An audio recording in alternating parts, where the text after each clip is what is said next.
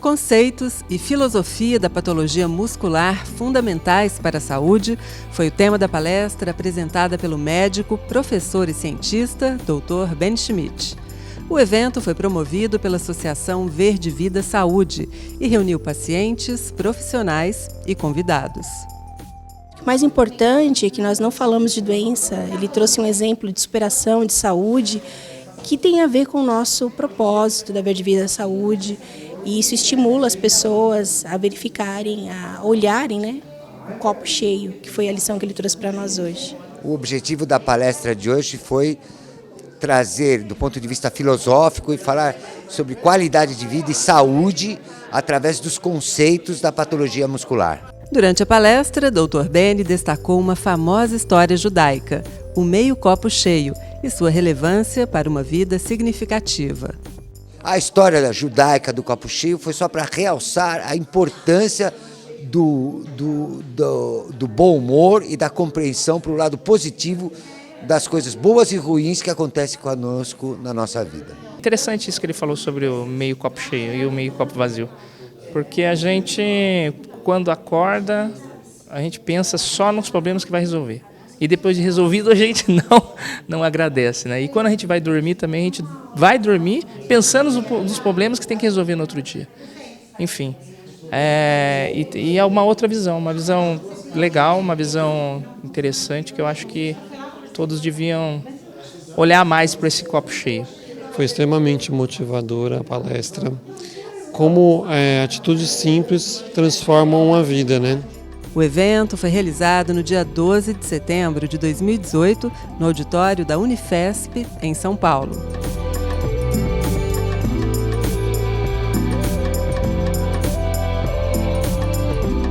Você assiste agora a palestra na íntegra. E obrigado a todos vocês aí pela presença, que são 7h30 da noite. Tá frio pra caramba. Então, eu espero que vocês se divirtam um pouco. E vou contar uma história judaica.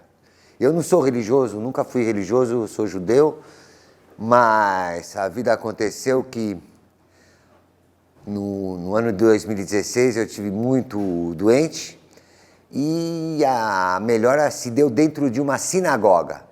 Então eu comecei a estudar a minha religião.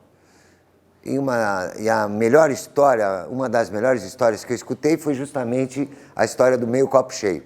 E já que nós vamos falar do meio copo cheio, a nossa história vai começar numa viagem de trem. E num trem viajava um senhor com 3 crianças. Uma viagem longa de trem.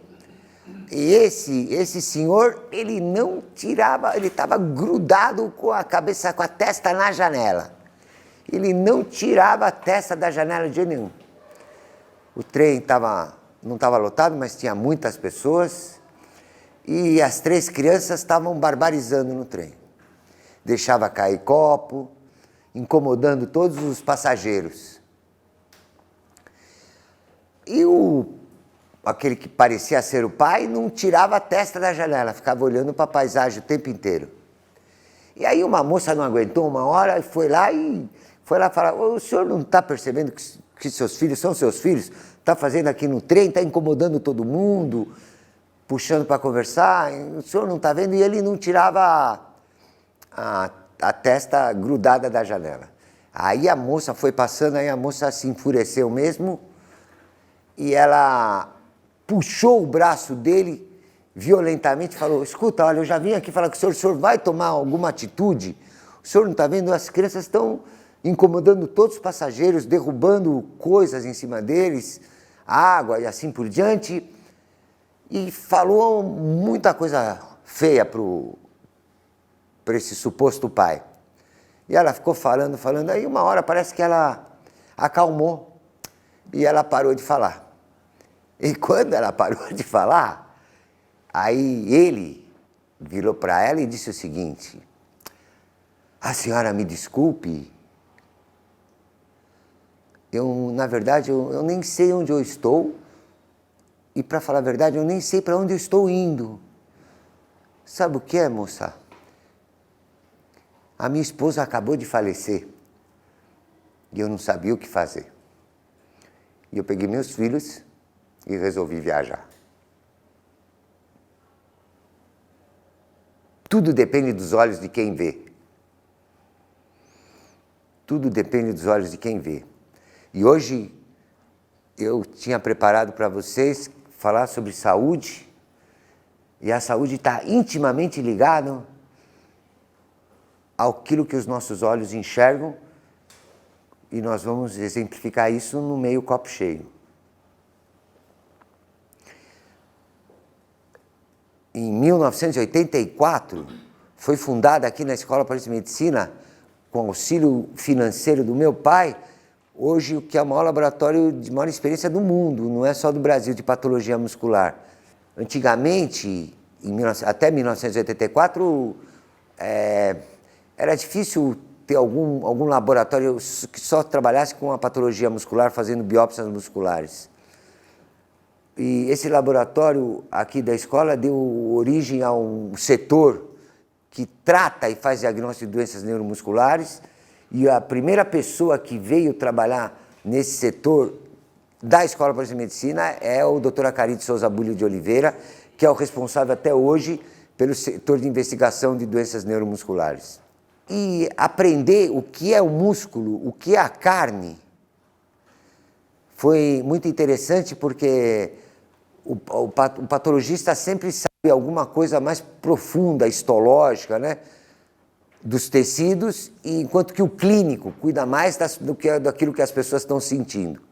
Com a fundação, pode passar, com a fundação do laboratório, a gente começou a fazer biópsia muscular em todos os pacientes que tinham, por exemplo, fraqueza muscular, ou uma infinidade de doenças, que não vai ser o tema da nossa aula, conforme eu já disse. Nós vamos falar de saúde, do meio copo cheio, e do cara que estava lá no trem com a esposa falecida, certo? Mas isso deu a oportunidade de a gente conhecer, pode passar, Marcinha, da gente conhecer o que são essas doenças musculares. No Brasil, hoje em dia, eu acho que eu sou a única pessoa que estou vivo praticando patologia muscular. Tinha uma moça no Rio de Janeiro que ela não pratica mais patologia muscular. E esses são cinco capítulos da patologia muscular, e cada um deles deu uma coisa muito importante para a vida. Então eu estou olhando aqui nas pessoas que vieram, tem mais moça do que velho, né? Mas tem uns que já não são mais moço, né? Passa o próximo para mim. Então, seis coisinhas fundamentais para a saúde humana que a Globo não diz. Porque medicina ainda se aprende, por pior que estejam as escolas de medicina ainda se aprende dentro da escola de medicina. Tá? Melhor local para se aprender. A primeira mensagem para a saúde é que, do ponto de vista da patologia muscular, a vida é movimento.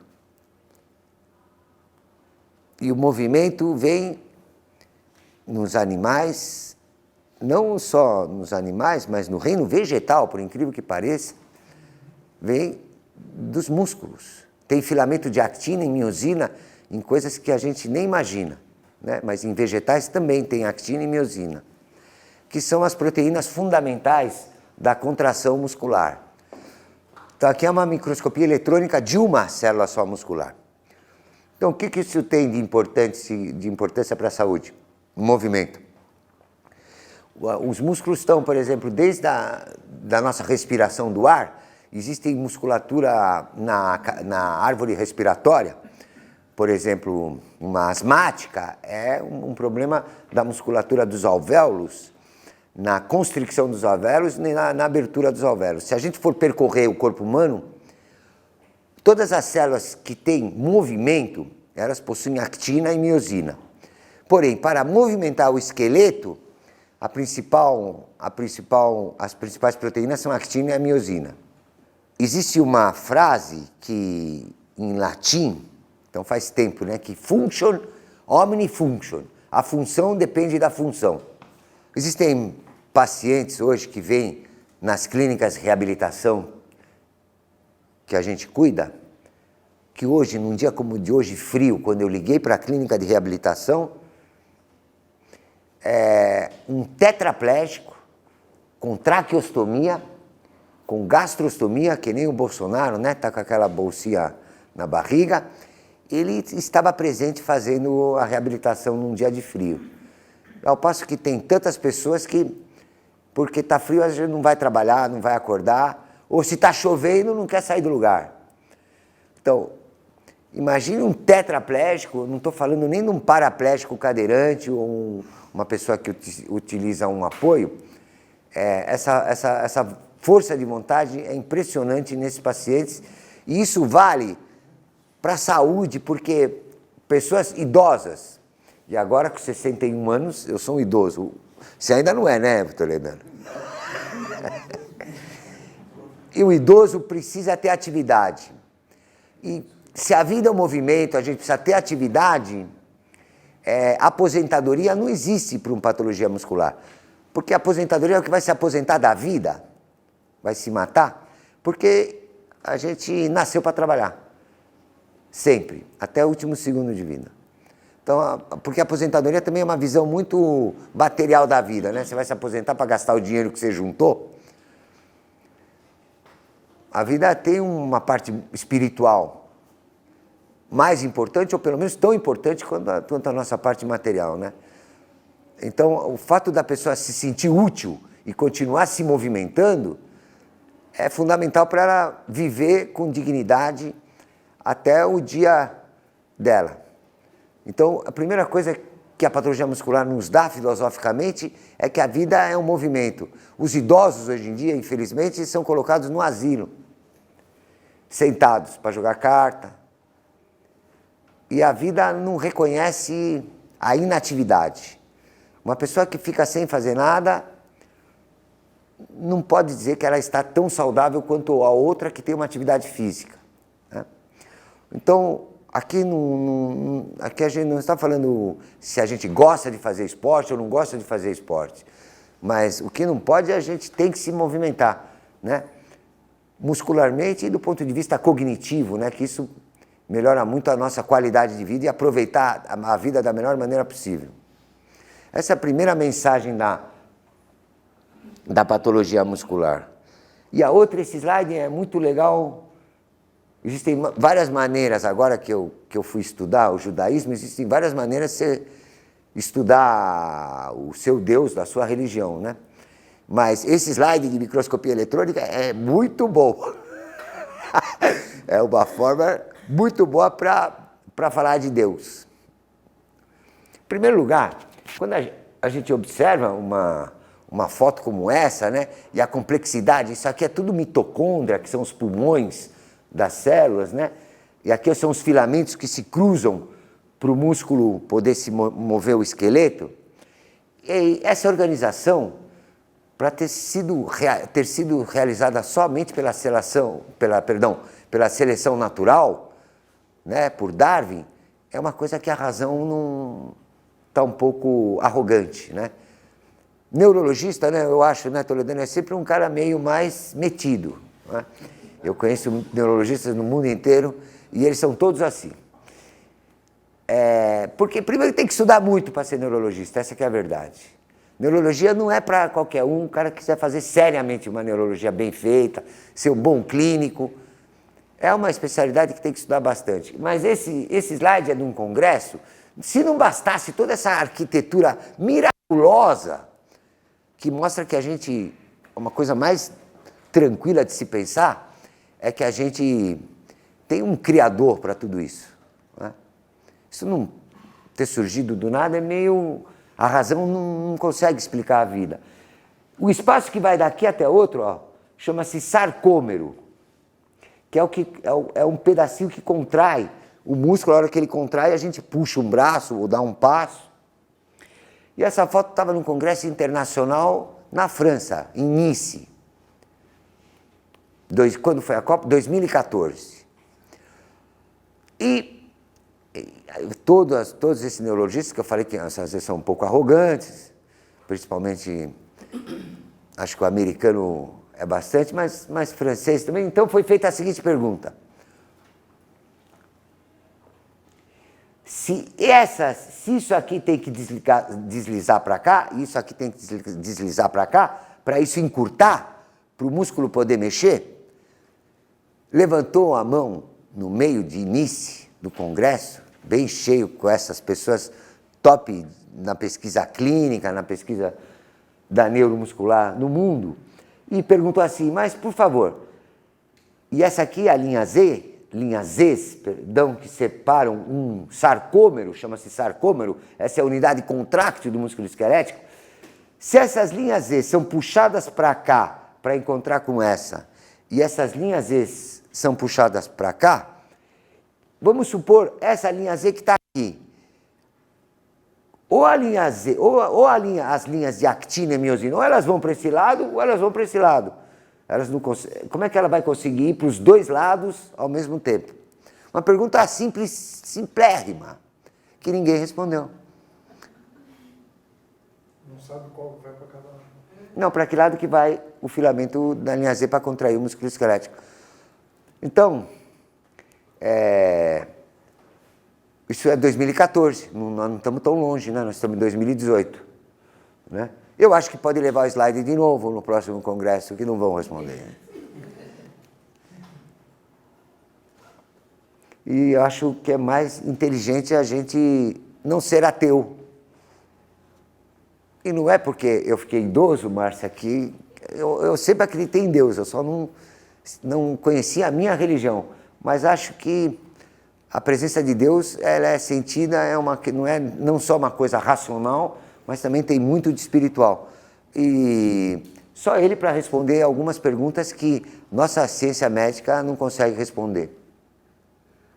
Nós estamos hoje na época, passa mais, só que a gente já que está falando de Deus, pode passar. Quando o idoso está no asilo, ó, esse é o tamanho de uma fibra muscular. Quando a pessoa está inativa há muito tempo, né, que não levanta para ir fazer nada, que não anda. Andar é um excelente exercício, né?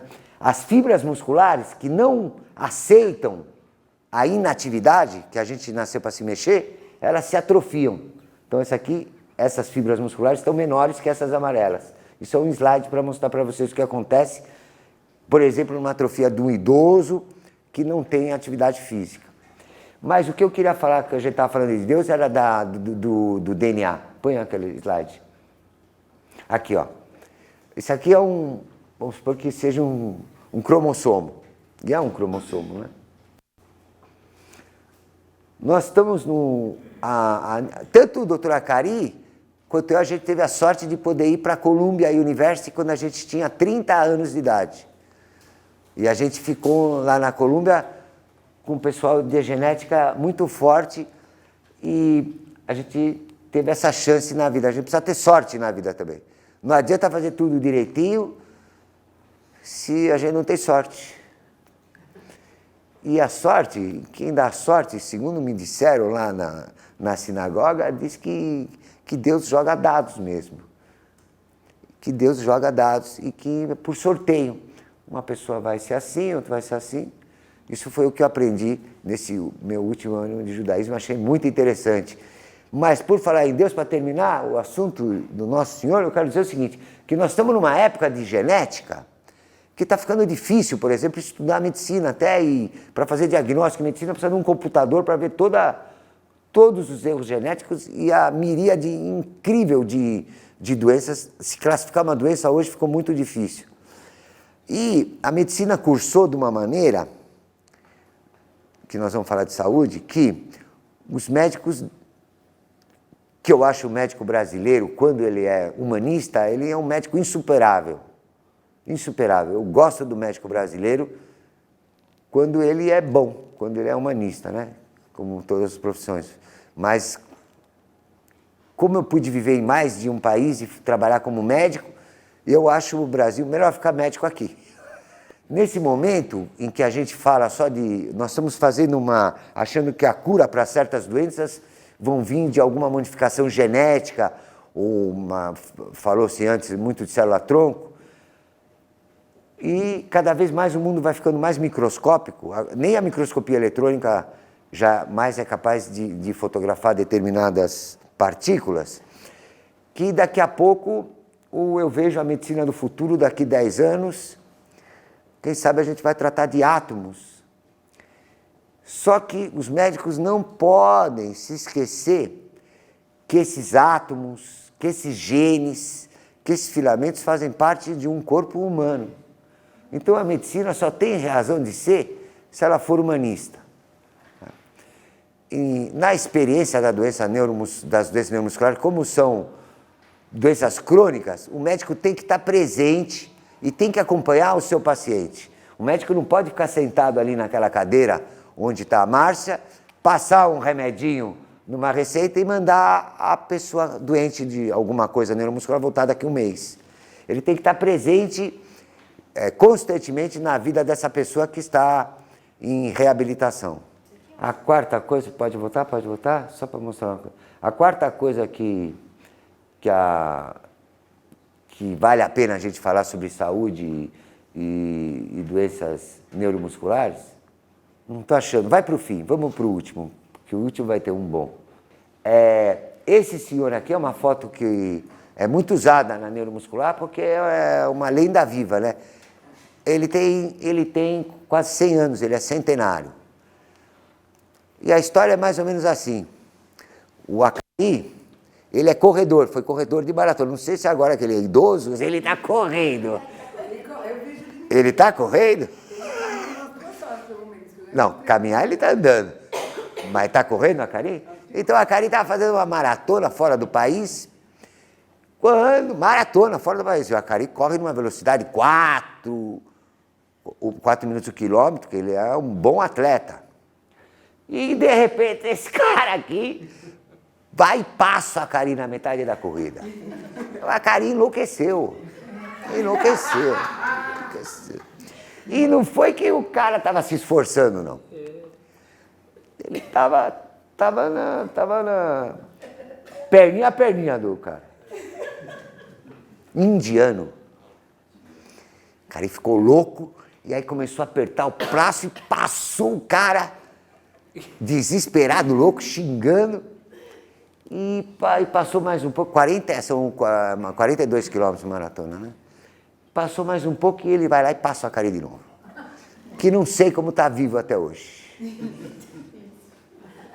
E quando acabou, o Acari ficou muito impressionado com esse senhor e foi lá conversar com ele. Falou, puxa, mas que parabéns, como o senhor corre, que coisa impressionante. Me diga uma coisa, o senhor corre desde que o senhor é jovem? O senhor foi muito atleta? Ele falou, você está louco. Tá vendo aquele meu filho lá? O filho tem 80 e poucos anos. Aquele pentelho, não para de me encher o saco, que eu não estava fazendo nada, me mandou eu ir correr. Ele tinha começado a correr fazia 2, 3 anos. Por que é que nós resolvemos usar esse slide sempre em aulas de patologia muscular? Para dizer que nunca é tarde para nada nessa vida. Nunca é tarde para nada nessa vida. E essa vontade de viver está intimamente relacionada com a nossa saúde. E além dessa nova vontade, nós vamos pegar então um link com esse velhinho para começar a falar um pouco do copo cheio, que ele tem tudo a ver com o copo cheio. Diz a história que tinham 5 rabinos que nessa hora da noite eu não vou nem falar para você o nome dos rabinos, primeiro que eu não sou capaz, eu vou errar todos. Mas um dos rabinos com certeza era o último Rebbe. Rebbe é um rabino numa escala espiritual mais elevada e que foi muito importante para uma comunidade judaica numa determinada época da história do mundo. E esses 4 rabinos estavam... Rabino bebe. Padre também bebe, né, Tolena? Rabino também. Rabino toma vinho, toma vodka. E eles estavam querendo fazer uma festa. E aí, um amigo, um desses 4 rabinos, pediu para um rabino mais novo para ir procurar uma garrafa de vodka para eles comemorarem alguma coisa. E ele passou e não conseguiu, estava tudo fechado, e ele viu um indivíduo que parecia meio bêbado, sentado na rua, com uma garrafa que estava metade cheia. E chegou para esse cidadão e falou assim, escuta, você quer vender essa metade da garrafa para mim? Ele falou, de jeito nenhum. Ele falou, você tá, como de jeito nenhum? Você está louco? Eu te pago o que você quiser, eu te dou 2 garrafas. E ele, não vou vender. Aí ele falou, não, eu te deixo você tomando vodka 2 semanas, eu compro caixas e caixas. Ele falou, não vou vender de maneira alguma, nunca vou vender essa garrafa. E aí o rabino pergunta para ele, mas me explica por que você não vai vender essa garrafa? E ele falou, eu não vou vender essa garrafa porque com a quantidade de vodka que tem aí, eu vou me transformar hoje no rei de Moscou e no rei da Rússia. E não quis vender de maneira nenhuma essa garrafa para o rabino. E a pergunta que ficou, que ele deixou nessa história, é que se a gente realmente, para se tornar o rei de Moscou, o rei da Rússia, precisa daquela meia garrafa de vodka, se a gente não consegue ter esse mesmo prazer sem sair da realidade. E a outra pergunta que fica é, quem, quando está vivendo, para no dia para observar se a sua garrafa de vodka ou uma garrafa de qualquer outro suco, qualquer, está cheia ou está vazia durante o dia? Porque tem gente que acorda e desde que acorda até a hora de dormir, independente se tem dinheiro, se não tem dinheiro, se é pobre, se é rico, de que nacionalidade, isso é uma propriedade do ser humano. Tem gente que acorda, desde que acorda até a hora de dormir, só enxerga o meio copo vazio da garrafa. Então é uma pessoa que acorda reclamando e passa o dia inteiro reclamando e que incomoda todo mundo. E Toledano, infelizmente, agora que nós somos idosos, quero lhe dizer que idoso reclamando não dá ibope nenhum. Nem filho te atende. Se ele ligar para tua casa e falar assim, o filho pergunta, como que você vai? Você vai, tô indo, você sabe, vou levando. Você começar assim, o teu filho não te atende mais. Então a gente tem que enxergar o meio copo cheio sempre na vida. Né? Agora, se você ligar para o teu filho e falar, filho, tá uma delícia aqui, eu vim jogar bilhar aqui com alguns amigos, acabei de trabalhar lá, saí do hospital, sempre dá notícia boa para construir a vida. Isso faz a gente lembrar aquele cara do trem que estava andando com aquelas crianças e que tinha acabado de perder a esposa, desesperado e que perdeu o rumo. Pois é assim que as pessoas ficam quando só conseguem enxergar o meio copo vazio na vida delas. Elas perdem o rumo para onde ir. Né? Da mesma forma que aquele paciente que eu falei para vocês que hoje, nesse dia frio, tetraplégico, traqueostomizado e gastrostomizado, ele veio fazer as terapias num dia frio, pelo momento de vida humana que a gente esteja passando agora, eu acho que eu comecei a dar aula antes do Toledano, apesar de ele ser uns 6 meses mais velho que eu.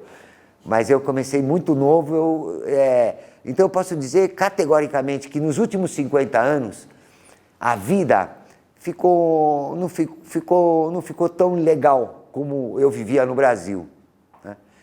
Eu acho que nós estamos vivendo uma epidemia das pessoas enxergarem sempre o meio copo vazio e não ter a capacidade de reverter, porque tudo, a gente nunca pode se esquecer desse homem no trem, tudo depende dos olhos de quem vê.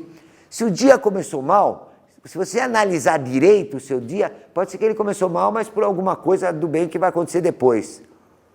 Eu acho que isso o meio copo cheio me marcou, porque no dia que eu melhorei, que foi dentro da sinagoga, foi que eu consegui ver que dava para ver meio copo cheio, quer dizer, dava para sair da situação em que eu me encontrava. Eu acho que isso é fundamental na saúde humana hoje das pessoas, nessa epidemia de depressão, de tristeza, e que eu vejo mesmo no jovem, né? Quer dizer, e hoje as pessoas estão tristes, e essa tristeza que eu sinto nesses últimos 50 anos, que aumentou muito, Talvez a televisão tenha influenciado muito. Não ouso mais assistir as novelas, para não ficar nervoso. Mas se há alguma coisa que eu aprendi trabalhando nesses últimos 40 anos como neuromuscular, é que os médicos precisam de uma vez por todas entender que nós somos seres humanos e que problemas emocionais podem fazer com que a gente adoeça. E médico precisa entender disso. Não vai ser a indústria farmacêutica que vai tratar da gente ou vai curar você. Certo? E nem nenhuma droga milagrosa. Então a gente precisa acreditar na ciência, porque a ciência já fez bastante. Isso não é desmerecer a ciência, mas a gente precisa ter um aspecto humanístico para atender. E nesse aspecto humanístico, depois da aula de hoje, eu espero que vocês fiquem como eu, quando eu sair da sinagoga, e enxerguem sempre o meio copo cheio, mesmo se alguma coisa ruim acontecer com vocês na vida. Eu estava contando para o Dr. Toledano, de novo vou agradecer que você veio aqui nessa hora da noite para me ver, porque um amigo que veio te ver e se conhece há tantos anos, 7h30 da noite numa quinta-feira, é legal. Mas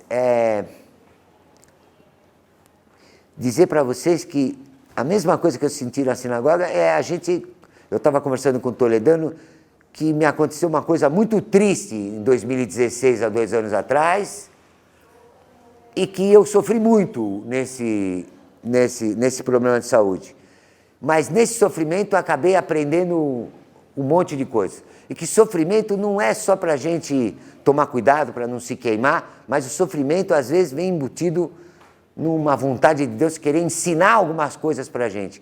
Se eu tivesse que ter sofrido tudo de novo, o que eu passei em 2016 e 2017, eu escolheria ter passado de novo por tudo aquilo que eu aprendi e pela pessoa que eu me transformei e o tanto que eu melhorei.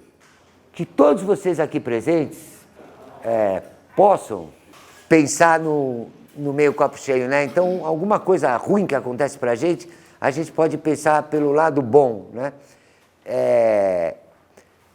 Isso é uma coisa que me marcou muito na vida, desse momento que a gente passa hoje. Todos os psicólogos, psiquiatras, não só da Paulista, né, como da USP, sabem a epidemia que a gente vive, né? A gente pode fazer uma brincadeira aqui, mas para que ninguém precisa ficar olhando para mim, mas podia olhar do lado, só levanta o braço aqui. Quantas pessoas que, pelo menos em algum momento do dia, sentem algum momento de tristeza nessa época, nessa semana?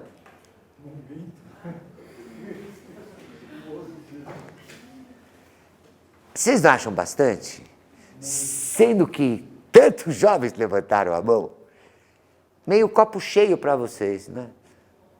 Tudo depende dos olhos de quem vê, tudo depende de como a gente vê. Com certeza aquela moça deve ter ficado muito triste, muito mal com as coisas que ela falou para aquele rapaz. E eu acho que melhorar a maneira como a gente enxerga, hoje em dia tem tanta coisa que eu imagino, numa visão otimista, que vai acontecer na ciência, por exemplo, Toledano, né? Mesmo da genética, tem tanta coisa boa acontecendo e tem muita coisa ruim acontecendo. Vamos fixar mais os olhos nas coisas boas acontecendo. Ficar velho, a gente aprende, eu estou aprendendo aqui depois do idoso, que não pode se queixar de ficar velho, tem que agradecer a Deus que nós estamos velhos. Podia ter morrido com 5 anos de idade. Então é o momento de ir para comemorar.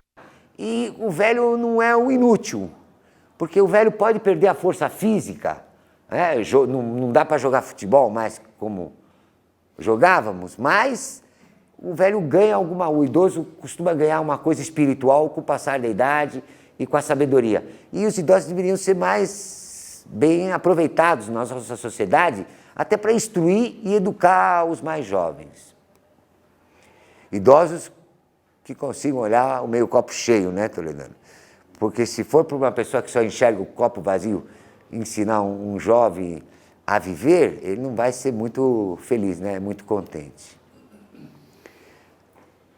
Eu quero dizer, para terminar para vocês, o seguinte: de 2016, que eu me lembre, a 2018, eu nunca mais proferi uma palestra aqui dentro da Escola Paulista de Medicina.